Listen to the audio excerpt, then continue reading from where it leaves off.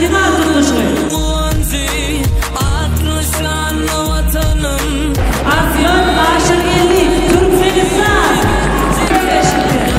Ağabeyli Salman Nurdi Türkmenistan.